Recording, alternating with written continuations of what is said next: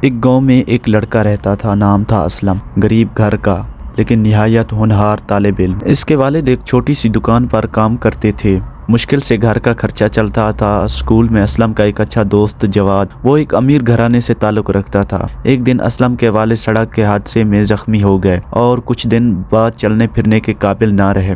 اب گھر کا سارا ختم ہو چکا تھا۔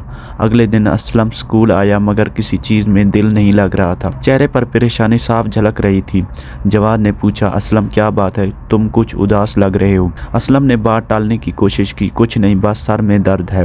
لیکن جواد کو اندازہ ہو گیا کہ بات کچھ اور ہے۔ محبت اور سچی دوستی کے جذبے سے بولا، دوست مجھ سے چھپاؤ نہیں، میں تمہاری مدد ضرور کروں گا۔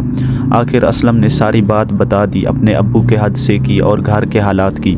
یہ سن کر جواد کے دل پر چوٹ لگی۔ اس نے فوراً وعدہ کیا کہ میں ابو سے بات کرتا ہوں، ہم تمہارے ساتھ ہیں۔ اگلے دن اتوار تھا، دروازے پر دستک ہوئی۔ اسلم نے دروازہ کھولا تو سامنے جواد اور اس کے ابو کھڑے تھے۔